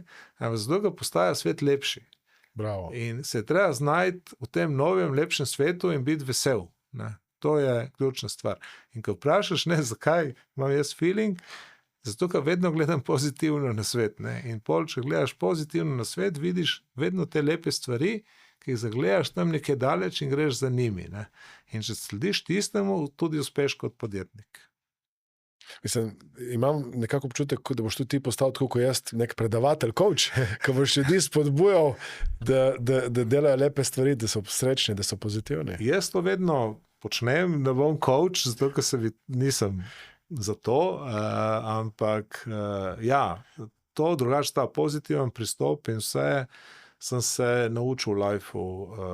Nisem bil vedno čisto tak, ampak ja, sem se naučil, da če delaš vedno v tej pozitivni smeri, dobro za ljudi in vse, potem vedno greš čez. In jaz upam in sem prepričan, da časi, ki prihajajo, so namenjeni takim ljudem. Ne? Torej, tistih rečemo 20% ljudi ne bo na svetu samo zato, da sprejema temeljni dohodek, ampak bodo dejansko lahko naredili še svet lepši. In vsak, ki ga bo hotel, ima priložnosti narediti že okrog svoje hiše, okrog svojega stanovanja, v svoji ulici, lahko vsak naredi lepše. Lahko en igra samo muziko in orgelce, pa bomo se imeli vsi lepše. Ni treba delati takih stvari. Tako da jaz vidim v teh spremembah dosti pozitivnega, lepšega in mislim, da bomo lahko bolj ljudje, kot smo bili v preteklosti. Torej, umetna inteligenca nas bo naredila bolj človeške. Ja. Vsekakor jaz moram reči, da se tudi jaz, tako kot mi je rekla, ne, uno stvar, hej, pazi, ne, zdaj si sam proti sebi, ne. Mi smo v naši firmi ugotovili sami, koliko neumnosti smo delali, ne. Ko smo recimo rekli, smo dali tisti primer na skoraj 1 milijon vprašanjih in odgovorih, ne, in smo šli samo za to. In potem so moji, ne, ta prva stvar so prišli nazaj, ko smo začeli to uporabljati, so ja, 10% kiksne, to ni dobro, ne, da napačne odgovore. In pa sem se jih naveličal poslušati in sem dal z AI-jem pregledati vseh 1 milijon, kolikokrat smo kiksali. Ali pa kolikokrat je bilo napačno razumljeno vprašanje, ki ga je stranka dala. No, več kot 50%. Wow. Ne? To je človeška napaka, je še zmeraj večja. Človeška napaka, mi smo crkavali od smeha, ko smo gledali, kaj se je tam dogajalo, ne? Kaj so ljudje odgovarjali, kaj je naš človek, ki bi moral razumeti zadevo, odgovoril, totalno mimo. Ne? In to je vse ostalo v bazi, zato ker ni naredil reklamacije, ni naredil pritožbe, kupec, ali pa se mu zdelo, to je to. Ne? Tako da, ljudje delamo ogromno napak, ne? Zelo ne radi. Ti mene večkrat vprašaš, kaj delaš po občutku in vse. Jaz delam po občutku, ampak vedno, ko rečem, grem tja, ne? Potem gledam, če grem res tja. Ne? Gledam, da ne bom padel v prepad, da ni uno narobe. Ne? Zelo hitro odreagiram, če na tej poti, če sem zašel, no, recimo, če bi tako rekel. Ne? Torej, v bistvu se odločiš in tako po neki intuiciji, po nekem instinktu, potem si skozi v nekem opazovanju, ali sem se prav odločil. Ves čas. To je tako, kot da sem pigmejc v džungli. Ne? Ni, vedno so lahko kače, lev, jaz vedno vem, da nevarnosti so vedno okrog. Moraš iskati lepo pot naprej. In ljudje to ne znajo. Ne? Ni problem, da nimajo intuicije. Ljudje grejo kar naravnost, ne? Pač tudi če je luknja vmes in pa pade noter. Ne? Ni, moraš gledati. Ne? Kot podjetnik je treba biti skozi odprte oči in pozvati. Kako pomembna je ekipa in kako zbrati dobro ekipo kot podjetnik? Tako, da bi rekel, da jo znam zbrati, je ne znam. Ampak enostavno spet, to je, z enimi ljudmi se razumeš, z enimi ne. In ja, vse ljudi, ki sem jih srečal v lifeu, za biznis in se mi je zdelo, da smo za skupaj, smo ostali skupaj. Tako da moraš imeti neke ljudi, ki podobno razmišljajo, ki ti zaupajo, ne glede na to, da gre odnos, da si ti vodja, da imaš neko odgovornost. Po drugi strani moraš pa tudi ti imaš odgovornost do njih in če kot vodja gledaš, česa so sposobni, ne, seveda tudi svoje cilje in vse prilagodiš ekipi. Tako to laufa. Tako da mi lih ne moramo biti tako, kot ekipe oddelana maska, ne, tudi nimamo nobenega takega bankirja od zadaj, ki bi dal toliko denarja nam. Ampak ja, ekipa, moraš imeti ljudi, s katerimi se dobro razumeš, ki se štekaš in vsak ve, kaj počne, kaj je njegova odgovornost in mora imeti res zaupanje do vseh ostalih. Ker drugače imaš lahko samo sestanke in sprejemaš ne vem kaj in se nekaj pogovarjaš in tistega nič ni. Ampak ja, ekipa ne moreš biti sam, no. Ne moreš biti sam. Čakaj, kako veš ti, da nekdo ni primeren za tvojo ekipo? Mislim, to hitro veš, ne, tako, če zdaj rečem, da lih nekoga vzel kar s ceste, ta boh meni, to ne gre, ne. Vsakega, ki je prišel v firmo, pogledaš, ne, a gre s kom na pijačo, a se s kom pogovarja, že vidiš, če se v ekipo vklopi, ne, ker na koncu vsaka firma ima svojo kulturo. Nismo vsi isti, ne, vsak In pol vidiš, če se z unimi vklopil, pol ok, ima neki kontaktov tudi z mano in pol vidiš, kaj je naredil in kaj je naredil, kako se pač tako, eni ljudje presenetijo v plus, ne, naredijo tako na easy nekaj, kar drugi ne bi nikoli. In tako, jaz vem, kakšne ljudi iščem, ne, pri meni pač tudi sam iščem od ljudi, iščem take ljudi, ki so sposobni sami sprejemati odločitve, ki ne bom zdaj rekel, da prevzemajo neke strašne rizike, ne, ampak ja, ki pač naredijo nekaj po svoje, saj vejo, jaz rečem marsikdaj, če mene ni, se moraš itak odločiti sam, ne. Zdaj, če imaš take, ki ne, to niso sposobni delati, pol ne morejo delati z mano, ne, ampak to ni zlato pravilo, no. Jaz sem videl ogromno podjetij, poznam ljudi, z enimi sem tudi friend, ki delajo kompletno drugače, ne, ker eni so tudi strogi šefi, vse mora biti točno tako, vse po pravilih, so ko vojska za njim in tako. Jaz nisem nikoli tako delal. Tudi eni tako funkcionirajo in drugače in v vsakem primeru je lahko to zgodba o uspehu, ne? Ti moraš imeti ekipo, ki s tabo funkcionira, ne, ampak ja, tudi ne, ki je recimo tak bolj avtokrativen, on ve, da mora imeti ekipo, ki je to izvaja, ne, se pravi, bo vzel neko drugačne ljudi, kot jaz, ne. Jaz rabim več širine, zato ker, kako sem rekel, pa nas se ves čas nekaj dogaja, meni ni problem nekaj testirati, z malenkostmi se ne ukvarjam, se pravi, ogromno prostora za ostale ljudi, moje je samo, da skrbim, da gremo v neki točki naprej in vsake toliko, da sprejmem neko odločitev, ki je pač pomembna. Strateška. Ja. Recimo, ta zadnja, ki smo jo tako naredili, ne, ki smo rekli, greš v IT, 2 leti, 3 leta nazaj, ko smo šli v AI, sem zelo hitro recimo rekel, zdaj ne pišemo več softvera za ljudi, ne, zdaj pišemo softver za softver, ne.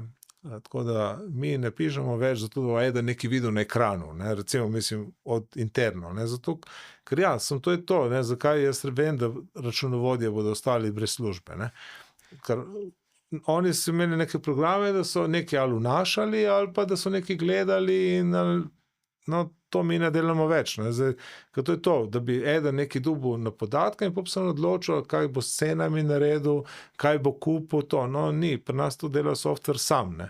Torej, jaz ne delam več in cela ekipa je naredila velik napredek, zato ker je začela temu slediti, ne, ker so pogruntali, da, kad ti začneš to delati, so končni rezultat za dobavitelja kot uporabnika in za kupca kot uporabnika je dosti boljši, kot prej, ko je bil en človek vmes, ne.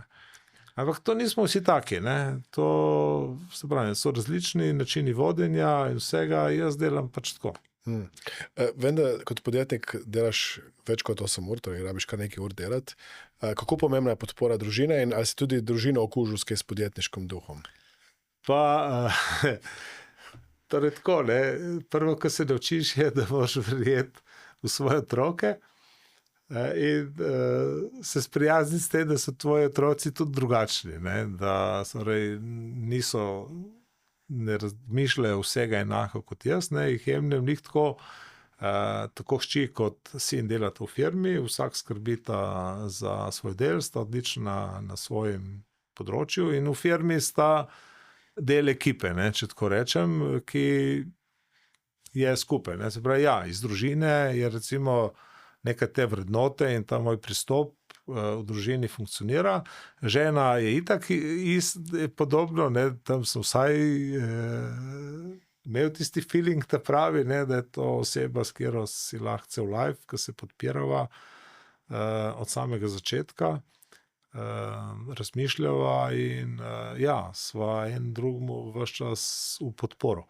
Tako da vse to je pomembno, no, zato ker... Kaj priješ ti z neko novo idejo, kaj ti reče žena? Ti reče prvo, da razmisliš še malo ali te podpre? Ma ne, ona se zaveda, da ko prvič, ko začneš, ne, sej, ti razgovori so taki, ne, najprej se pogovarjaš nekaj sam s sabo v svoji glavi, ne, pol seveda žena in otroci so prvi, ki jim nekaj poveš, ne, in oni so že navajeni, da ponavadi tisto prva stvar itak ni končna, ne, ni zdaj to, gremo levo ali gremo desno, ne. Torej, ja, povejo nek svoj vidik, kako oni to vidijo, razumejo itak, čez 3 dni lahko obrnem vse na glavo, ne, dokler si v uni fazi razmišljanja, rabiš ene sogovorniki, ki niso čisto zraven, zato da ti povejo nekaj, kako vidijo od zunaj. Zdaj, brez otrok sigurno ne bi mogel tako dobro razumeti novih generacij, ne, torej jaz sem pač starejši in zdaj delamo pa stvari za mlajše, ne, če tako rečem. In potem ti morajo povedati, ne, tako, polčasih je fajn, da slišiš kako glasbo, ki ti oni pripeljejo novo, ne, ker je drugačna, te da tudi v drug način razmišljanja. Vse, ne, tudi umetnost se je spremenila v vseh teh letih, ne, vse, mislim, enostavno svet se vsak dan ogromno spremeni in če spremljaš knjige, glasbo, literaturo, če sistem te to dopolnjuje in greš tudi s tem naprej, ne, ker se vse živo spreminja in zato ja, rabiš družbo, rabiš prijatelje, noter moraš biti, in itak se moraš tudi ti imeti fajn, ne, ni zdaj samo job.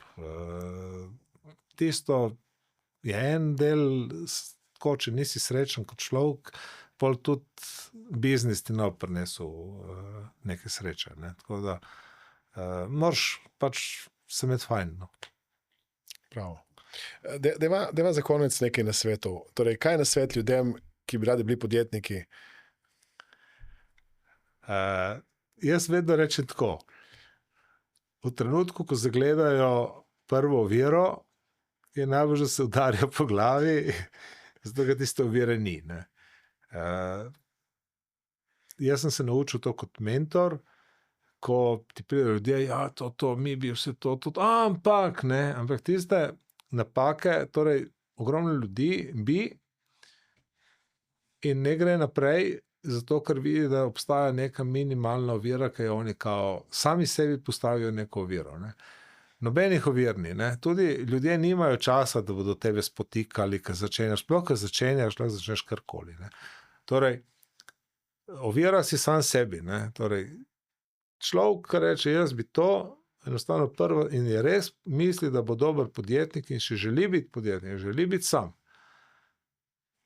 Just do it. Čim začneš razmišljati, aha, to je ovira, to je ovira, to je ovira, samo reši. Aha, to bom rekel to bom šel po levi strani, to bom šel po desni, to bom skočil čez. Just do it. Just do it. Ja. Deva še nasvet za kupce, kako hodijo po raznih trgovinah. Kako vejo, da je dobra cena? To itak ne vejo nikoli, ne. Dobra cena je tista, ki jim v tistem trenutku paše, ne. Ni, pač, če nimajo dobrega občutka, ne smeš kupiti, ne. Enostavno moraš verjeti, da je tisto toliko vredno, ne. In če boš šli na eno spletno trgovino, vejo, da tam so cene dobre. Pri nas so v 99% sigurno cene top, ne. Ampak ja, človek mora imeti ta občutek, kot sem prej rekel. Ocena mora biti prava, barva mora biti prava. To je milijon stvari, ki vplivajo na to, da ti pol verjameš ena, ne. In tudi ne verjamejo vsi, ker enim ni všeč ena, ne, ker ne vem, če enemu všeč rdeča barva, pač ne gre drugam, ne gre tam, kjer je rdeča. Mislim, vsak, mislim, da v povprečju kupec ne razmišlja toliko o ceni, razmišlja v neki fazi. Ampak, ko nekaj kupujemo, je 90% drugih stvari, ki pripeljejo do tega, ali boš ti to kupil ali ne. Se pravi, ja, si moraš želeti, moraš imeti denar, moraš imeti priložnost, mora biti pravi trenutek. In se skupaj in pol seveda na koncu moraš imeti še dober občutek, aha, sem plačal toliko, kolikor si imel, rečemo, neko predstavo, da je tisto v tistem trenutku vredno. Tako da cena sama po sebi ni ključ. Čakati akcijo, recimo črni petek, ali ne? Pa to čaka, če dalje manj ljudi. To se sploh ne zakiramo. Mislim, če tako rečem, smo bili prvi, ki smo v Sloveniji začeli z Black Fridayem. Iz Black Fridaya je pol ratu teden, pol ratu mesec. Ja. No, lani smo že šli nazaj na teden in tudi 3 leta nazaj je bila cela trgovina Black Friday, lani je bil samo še en majhen košček, In tudi letos jeseni bo Black Friday samo še nek majhen delček, ena A, eno glas in nekaj izdelkov, ki bo. Ni, mi se fajtamo za kupca vsak dan. Ne čakamo unga, ves čas in Pri vas je Black Friday vsak dan. vsak dan je. Vsak dan. Mislim, mi imamo dobre cene ves čas in ja, takrat bo nekaj izdelkov, ki bodo mogoče ugodnejši, ampak ne vsi, daleč od tega, da bi bili vsi.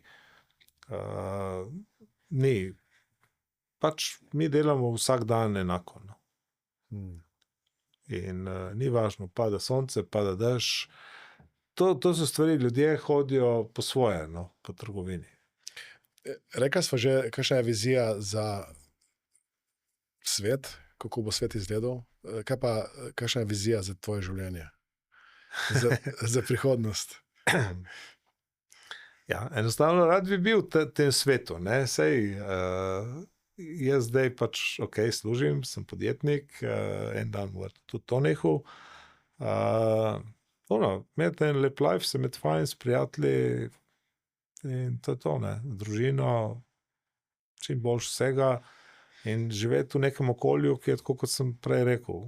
Če bi živel v enem okolju, kjer si vsi prizadevamo, da je vse nekaj lepše, boljše in jaz sem vesel, ker je takih ljudi vsak dan več. No.